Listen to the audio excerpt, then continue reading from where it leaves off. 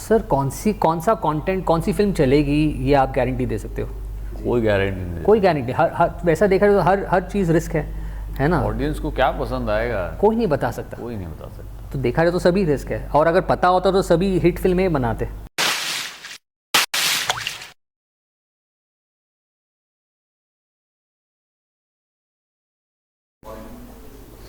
नमस्कार, मैं हूं दिनेश कुमार और आप देख रहे हैं सुरभि सलोनी। हमारे साथ हैं बॉलीवुड के टैलेंटेड एक्टर हितेन तेजवानी जी। आप फिल्में, टीवी, ओटीटी सब जगह छाए हुए हैं। तमाम फिल्में अब तक कर चुके हैं। 25 साल का करियर रहा है।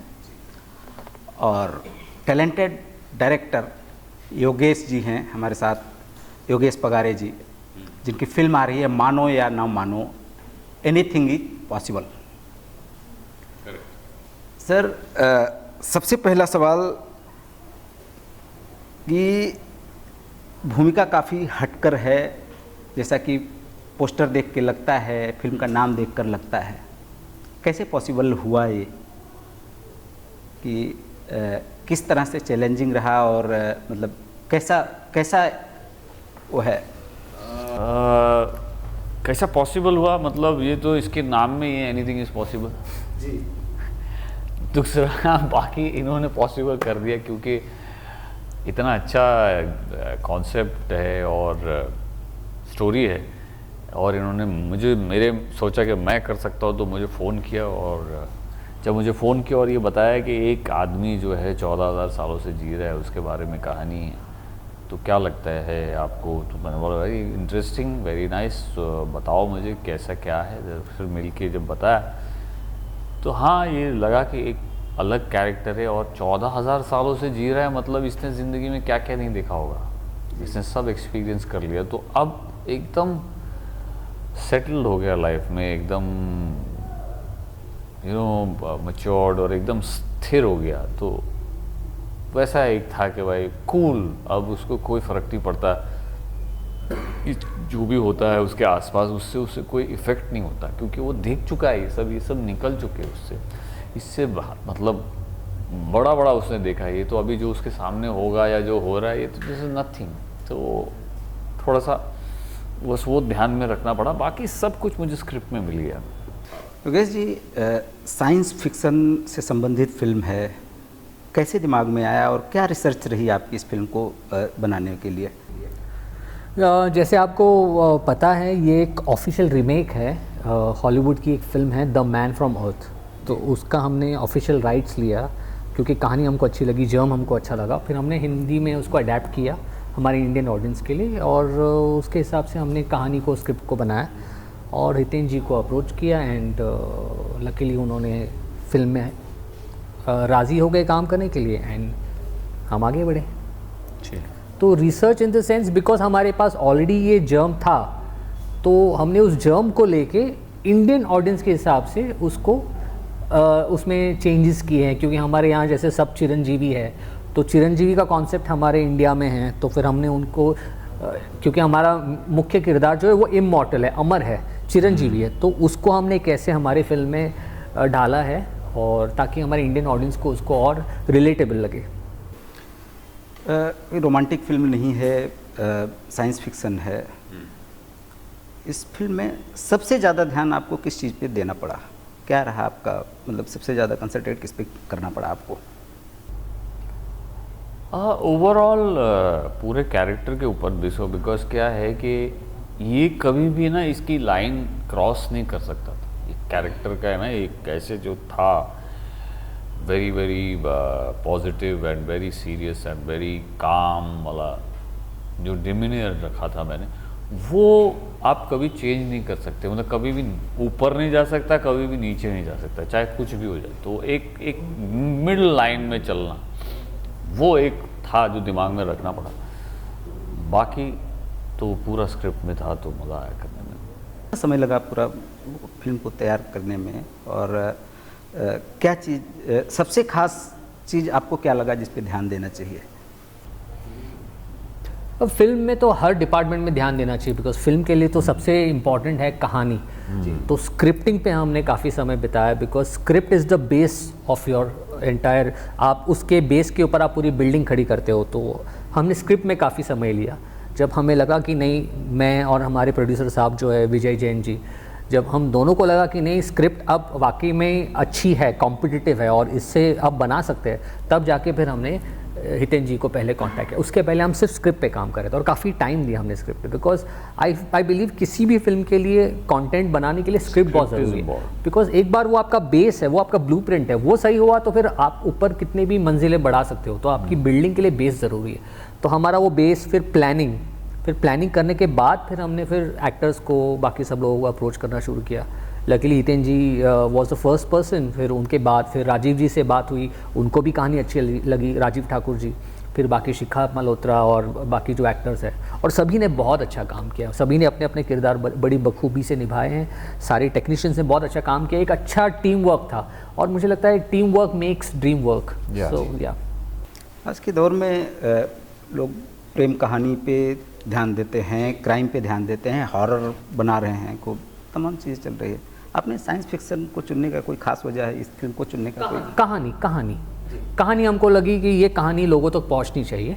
और I think main thing is story. तो हमें कहानी हमको एक्साइट कर रही थी, तो हमें लगा कि शायद ऑडियंस को भी वो कहानी एक्साइट करेगी। और वी थॉट दैट ये कहानी लोगों तक पहुंचनी चाहिए, इसलिए कहानी is the main reason. Web series का काफ़ी दौर चल रहा है, आप दोनों से सवाल है, वेब सीरीज़ का काफ़ी दौर चल रहा है। ऐसे में इस तरह की फिल्मों को लेके ऐसा नहीं लगता कि रिस्क हो सकता है? या सर कौन सा कंटेंट, कौन सी फिल्म चलेगी ये आप गारंटी दे सकते हो? कोई गारंटी नहीं। कोई गारंटी, हर वैसा देखा जाए तो हर चीज़ रिस्क है ना। ऑडियंस को क्या पसंद आएगा कोई नहीं बता सकता। तो देखा जाए तो सभी रिस्क है, और अगर पता होता तो सभी हिट फिल्में बनाते। तो वो तो देखिए, आपने 100% दे दिया, बाकी फिर ऑडियंस को पसंद आए नहीं आए वो उनका पर्सनल ये है, लेकिन हमने तो हमारा 100% दिया है। बाकी ऑडियंस माँ बाप है, उनको अगर अच्छा लगेगा तो वो देखेंगी, लोगों के साथ शेयर करेंगी। अगर नहीं अच्छा लगा तो हम नेक्स्ट टाइम और बेटर कोशिश करेंगे। स्टोरी अच्छी आपकी हो तो आप पूरी शिद्दत से, पूरी मेहनत से उसको बनाइए, लोगों को अच्छा कंटेंट पसंद आएगा, वो आएंगे उसे देखने के लिए, चाहे कुछ भी हो जाए। स्टोरी 19-20 हुई तो फिर राम भरोसे। OTT जब से आया है, थिएटर को लेके भी काफ़ी संघर्ष करने पड़ रहे हैं थिएटर को। आप लोगों को, दोनों लोगों से सवाल है, वर्तमान में सही प्लेटफार्म किसे माना जाए, किसे देखते हैं आप लोग? सारे प्लेटफॉर्म्स अपनी अपनी जगह मुझे लगता है चलेंगे, बिकॉज जैसे VCR के ज़माने में भी कहते थे कि फिल्में ख़त्म हो जाएंगी, केबल के ज़माने में कहते थे, OTT के ज़माने में कहते हैं। तो आई थिंक फिल्में तो हमेशा थी, film is for ever, film कभी नहीं ख़त्म होगा, थिएटर हमेशा रहेंगे।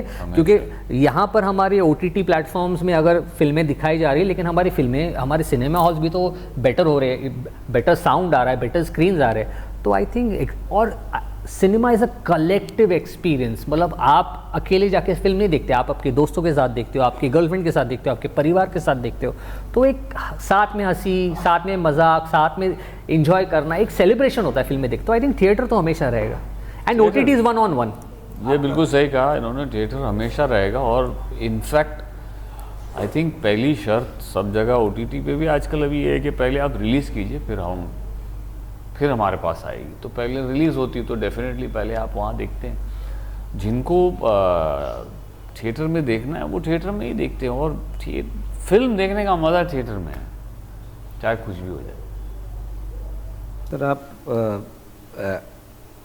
गुड लुकिंग भी हैं, हीरो भी बन सकते थे, डायरेक्शन को चुनने का क्या वजह रहा? जवाब देना पड़ेगा। नहीं, थैंक यू, आपका कॉम्प्लीमेंट के लिए बहुत बहुत शुक्रिया। बट क्यों डायरेक्टर गुड लुकिंग नहीं हो सकते? डायरेक्टर गुड लुकिंग हो सकता, पर डायरेक्शन क्यों चुना? हाँ, बिकॉज मुझे सही डायरेक्शन में जाना था इसलिए। नहीं, एक्चुअली बचपन से मुझे बहुत, I wanted to become a director since my childhood. Okay, तो मैं बचपन से थिएटर करता था, एलिक्यूशन, डिबेट्स। तो स्कूल से फिर मिट्टी कॉलेज में आया, फिर इंटर कॉलेज ड्रामा कॉम्पिटिशन्स किए as an actor, writer, director. तो डायरेक्शन तो हमेशा से करना चाहता था। इनफैक्ट मैंने मेरा फर्स्ट प्ले डायरेक्ट किया था जब मैं 6th स्टैंडर्ड में था। तो और उसे प्राइज़ भी मिला था। तो डायरेक्टर मैं हमेशा बनना चाहता और मैं एक्टर भी हूँ, मैंने एक्टिंग भी की है। तो जहाँ लगता है वहाँ पर मैं एक्टिंग कर लेता हूँ, लेकिन जहाँ मुझे नहीं लगता वहाँ पर मैं एज अ डायरेक्टर हूँ। सो ऐसा कुछ नहीं कि मैं एक्टिंग नहीं करता हूँ, but my main focus is into writing and direction. Career के बारे में थोड़ा सा आप अगर बता सकें तो, मतलब कब से शुरू हुआ और क्या क्या प्रोजेक्ट आपने किए बॉलीवुड में? और मेरी एक फिल्म ऑलरेडी अमेज़ॉन प्राइम पे है जिसका नाम है एक था हीरो, जो मैंने लिखी और डायरेक्ट की है। तो एक वो बच्चे की कहानी है, उसका मेन प्रोटैगनिस्ट एक बच्चा है और उसका सपना है उसको एक साइकिल चाहिए।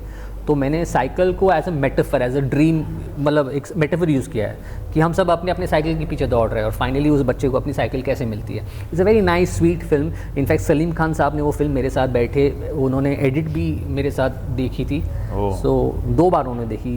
It was a very good experience. और इतने बड़े इंसान के साथ बैठ के, बड़े लोगों के साथ बैठे, एक्सपीरियंस लोगों के साथ बैठे ना, तो आप अपने आप रिच हो जाते हैं। उन्होंने कुछ मुझे टिप्स दिए, कुछ बातें शेयर की। तो I think I am blessed कि मैं सही लोगों के साथ जुड़ा, सही लोग मिलते गए और काम चलता गया। शॉर्ट फिल्म्स की है मैंने, डॉक्यूमेंट्री फिल्म की है मैंने, अनुपम जी के लिए, एक लाल किले से गूंज कर एक डॉक्यूमेंट्री थी हिस्ट्री के लिए, वो मैंने की थी। मेरे कुछ शॉर्ट फिल्म्स काफ़ी अवार्ड जीते हैं। एक शॉर्ट फिल्म फिल्मफेयर के लिए अवार्ड हुई थी, नॉमिनेट हुई थी। तो बाय गॉड्स ग्रेस अभी ये फिल्म रेडी है। आई एम श्योर लोगों को ये पसंद आएगी। कोशिश ये है कि कुछ अलग और कुछ हटके काम किया जाए, ताकि हम रहे ना रहे, हमारा काम पीछे रहेगा और लोग हमें हमारे काम से याद रखें। दर्शकों से बस ये फिल्म हमने बहुत मेहनत से प्यार से बनाई है और 7 नवंबर को ये रिलीज़ हो रही है।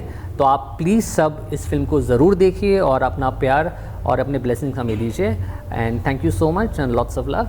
एंड हितेन जी ने भी बहुत अच्छा काम किया है, सारे कास्ट एंड क्रू ने बहुत अच्छा काम किया है। तो प्लीज़ देखिए और अपने दोस्तों से, अपने फैमिली के साथ ज़रूर शेयर कीजिए। धन्यवाद। Thank you.